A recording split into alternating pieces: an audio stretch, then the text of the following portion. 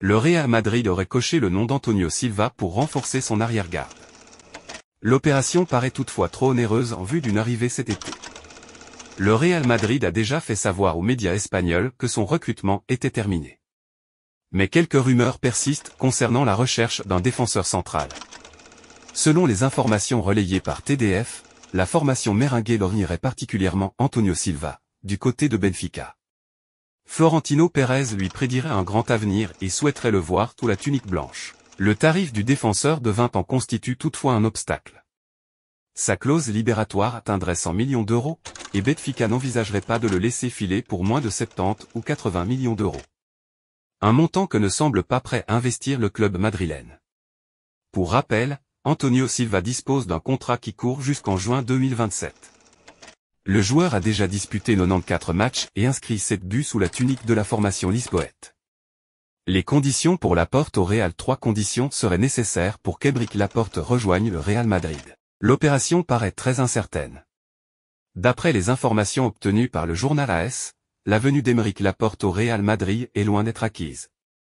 Le Français est actuellement sous contrat avec Al Nassr, qu'il souhaiterait quitter pour retrouver l'Europe. Mais le Real Madrid, son principal courtisan, ne souhaiterait pas faire de folie pour le faire venir. 3 conditions seraient nécessaires pour sa signature. Le média explique que Florentino Pérez conditionne l'arrivée du joueur au fait qu'il soit libre de tout contrat, qu'il réduise son salaire de façon importante, et que le tout intervienne avant le 30 août, date de fin du mercato espagnol. Pour rappel, Al Nassr a déboursé 27 millions d'euros pour faire venir l'international espagnol il y a un an. Le joueur percevrait des émoluments de 24 millions d'euros par saison en Arabie Saoudite. Le Real Madrid a fait du recrutement d'un défenseur central une priorité pour son mercato estival. La piste Aymeric Laporte est sérieusement envisagée. En attaque, Carlo Ancelotti est servi, encore plus avec l'arrivée de Kylian Mbappé. Mais en défense, la situation est bien plus compliquée. Florentino Pérez aurait aimé recruter Lenny Yoro mais le Français a préféré signer avec Manchester United. À ce jour, le Real Madrid ne compte que 4 centraux de métier, Eder Militao, Antonio Rudiger, David Alaba et Jesus Valiero. L'Autrichien est gravement blessé et son retour n'est pas prévu de sitôt. L'Espagnol, pas indésirable mais presque, ne devrait pas être beaucoup utilisé par l'entraîneur italien. Il faut donc recruter. Et justement, comme expliqué sur notre site il y a quelques semaines, Aymeric Laporte est une piste étudiée. Mesdames et messieurs, bienvenue sur Madridista Incidé Actu pour toutes les actualités possibles. Kubo quitte le Real dans une interview accordée à France Football. Tech Kubo revient sur ses années madrilènes. Je jouais avec mes coéquipiers au Japon et, tout d'un coup, je m'entraîne dans le meilleur club du monde. C'est un autre univers. Je me mettais un stress énorme à chaque jeu de possession, à chaque exercice, pour ne pas perdre la balle. Je devais faire mes preuves, cette pression m'a fait du bien. Au vu de ma position de joueur extra-communautaire, les 3 places étant déjà occupées par Eder Militao, Vinicius Junior et Rodrigo, le Real ne pouvait pas m'enregistrer, donc je suis parti en prêt. C'est le jeu de la concurrence. Un prêt, c'est difficile. Un prêt, c'est difficile, poursuit l'international japonais. On n'a pas forcément la continuité dont a besoin un jeune footballeur. Même si ça n'a pas forcément marché, je ne regrette pas mes choix. Je ne blâme pas les clubs parce qu'en réalité tout dépendait de moi. Finalement, ça m'a aidé pour la suite. J'ai adoré jouer à Majorque. Puis à Retafe, par exemple, j'ai appris à couper les lignes de passe, à défendre. J'ai gardé de bonnes choses de chaque prêt, ça a contribué à faire de moi le joueur que je suis aujourd'hui. La trajectoire de Takefusa Kubo est loin d'être linéaire. À 10 ans, il quitte le Japon pour rejoindre la Masia du FC Barcelone avant de repartir dans son pays natal après la sanction infligée au Barça suite à des transferts de mineurs. Puis, à 18 ans, il retourne en Espagne mais cette fois-ci au Real Madrid mais ne jouera aucun match pour le club espagnol. Étant prêté successivement à 4 clubs, Tech Kubo n'en garde pas un bon souvenir même s'il retient plusieurs choses. Surnommé le Messi japonais, Tech Kubo a eu du mal à se défaire de cette image. Désormais attaquant à la Real Sociedad, l'international japonais a enfin trouvé de la stabilité, lui qui sortait de 4 années de prêt lorsqu'il était au Real Madrid. L'Arabie Saoudite rêve de s'offrir l'attaquant du Real Madrid, Vinicius Junior. Le pays du Golfe propose aux Brésiliens de gagner 1 milliard d'euros sur 5 ans.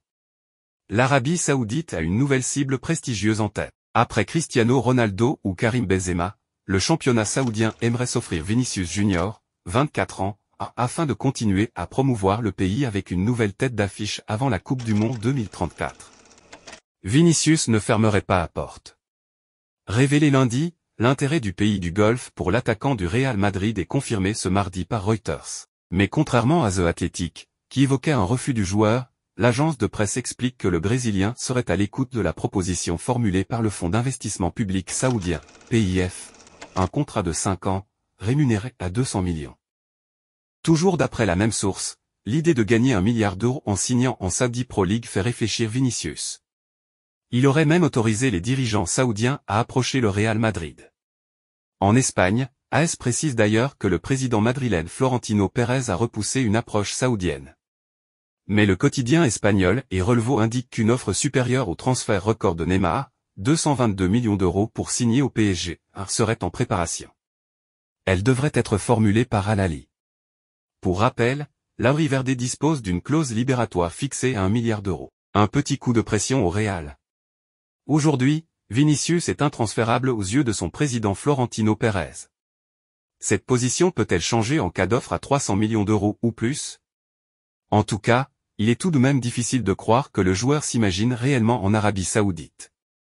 Il se sent très bien à Madrid, où il est considéré comme l'un des meilleurs joueurs du monde et sous contrat jusqu'en juin 2027. Mais le Brésilien pourrait bien se servir de cet intérêt saoudien pour négocier un nouveau contrat et une belle revalorisation salariale. Il est actuellement le 3e joueur le mieux payé du vestiaire madrilène derrière son nouveau coéquipier Kylian Mbappé et David Alaba. Révélé lundi, l'intérêt de l'Arabie Saoudite pour l'attaquant du Real Madrid Vinicius Junior, 24 ans, 26 matchs et 15 buts en Liga pour la saison 2023 à 2024, est confirmé ce mardi par Reuters. Mais contrairement à The Athletic, qui évoquait un refus du joueur, l'agence de presse explique que le Brésilien serait à l'écoute de la proposition formulée par le fonds d'investissement public saoudien, PIF, un contrat de 5 ans, rémunéré à 200 millions d'euros par saison. Soit la possibilité de gagner 1 milliard d'euros sur la durée totale du bail. Le Real Madrid s'apprête à voir l'un de ses joyaux, Vinicius Junior, attirer les convoitises de l'Arabie Saoudite. Alors que le Brésilien de 24 ans s'est imposé comme un leader incontournable au Santiago Bernabéu, les rumeurs d'un transfert spectaculaire en Saudi Pro League agitent le monde du football. Selon The Athletic, l'Arabie Saoudite a ciblé Vinicius Junior pour en faire une icône de sa ligue nationale avant le mondial 2034.